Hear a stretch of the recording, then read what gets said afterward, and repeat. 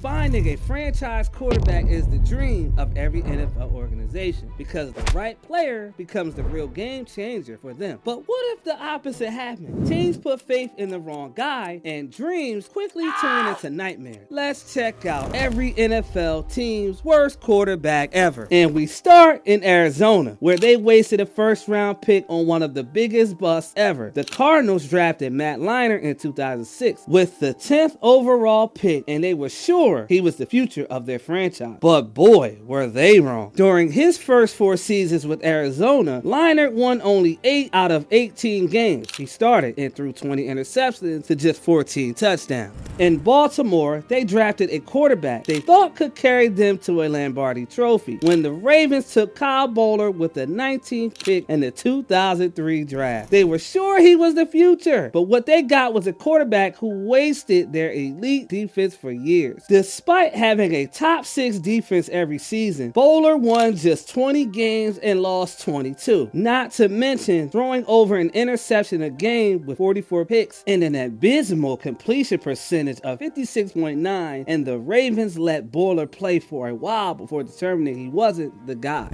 But we can't talk about bad QB play without mentioning Ken McKilkin. Ken McKilkin's time with the Falcons was disgraceful. He legitimately put up some of the worst stats in NFL history. He finished his career with a passer rating of just 17.9, and in his 7 games as a starter, he managed to throw 28 picks. But McKilkin wasn't a high draft pick, so the expectations for him were never too high. But in Buffalo, Nathan Peterman wasted no time in showing the world what kind of quarterback he was. In Peterman's debut, he threw 5 picks in the first half, breaking the NFL record for the most interceptions in a player's first career start. But somehow, that wasn't the end of Peterman, because he was named the starter for the 2018 season opener, and during that game, he completed 5 of 18 passes with 2 interceptions and didn't get a first down until the third quarter. He was subsequently benched. Over his time in Buffalo, he threw 3 touchdowns to 12 interceptions with just a 52.3 completion percentage. But at least the Bills are now thriving with Josh Allen at the helm.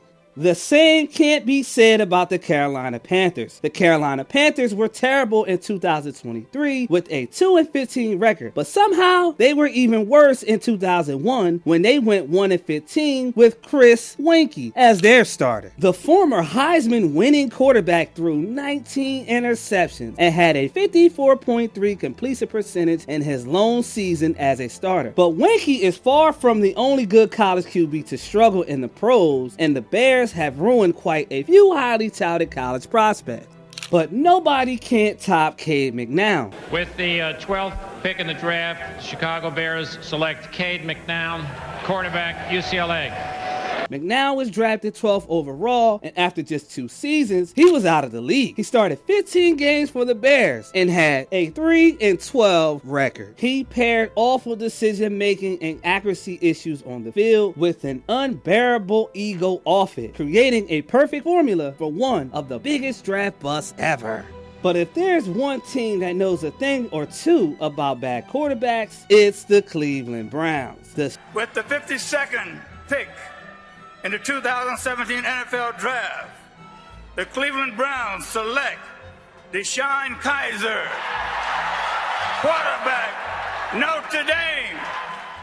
DeShone Kizer in 2017 put the Browns in the history books for all the wrong reasons. They became one of the only 2 teams to ever go winless in a 16-game season. Kizer had one of the worst rookie seasons ever with only 11 touchdowns and 22 interceptions, along with a 60.5 passer rating. The Browns managed to ruin his career in record time. We can't talk about the Rams without talking about the disaster that was Nick Foles' lone season in St. Louis. The Rams brought in Foles after he had a couple good years with the Eagles, hoping he'd be the answer at QB, but he was just another problem. In his 11 starts, Foles threw 10 interceptions and finished with a 4-7 record. But at least Foles saved his career by winning the Eagles a Super Bowl Now, the Cowboys, on the other hand, they've had some of the game's all-time great signal callers, but there was Chad Hutchinson. Chad first played in the MLB as a pitcher, where he was bad before deciding to try his luck in the NFL, where he was even worse. He started 9 games for the Cowboys, ending with a 2-7 record. Hutchinson also threw nearly an interception a game with 8 and only completed 50.8% of his passes. But at least Dallas didn't waste any high draft picks on Hutchinson, like the Broncos did with Paxton Lynch. Paxton Lynch joins the large group of first-round disappointments that we've already talked about in this video. The Broncos took him with their 26th overall pick in the 2016 draft. 26th pick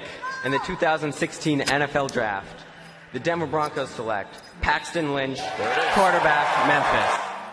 Paxton never really gave the Broncos any signs of hope. He started just 4 games in Denver and was pretty terrible, earning a 1-3 record, and well, that was all the coaches needed to see to never play him again. Enjoying so far? Leave a like on the video before we continue with the rest of our list, cause listen, it only gets worse from here. Now to Green Bay, where they are known for their amazing quarterback. But before the Packers went from Brett Favre to Aaron Rodgers and now to Jordan Love, they had one of the worst QBs in the 80s, and his name was Randy Wright. As a starter, Wright compiled a 7-25 record, but even more impressive than his record was his touchdown to interception ratio. He threw 31 touchdowns to 57 interceptions. He was also sacked 85 times in his 32 starts, which is just bad. But over in Houston, David Carr made those sack numbers look like child's play. Let's be honest, he was really bad. He was sacked 76 times in his first season, leading to 21 fumbles and 15 interceptions. But the real problem was, it just never got better. He spent 5 years with the Texans, ending with a 22-53 record, and was sacked insane 249 times. The Vikings, however, used the 12th overall pick to take an all-time The bust. Minnesota Vikings select Christian Ponder, quarterback, Florida State.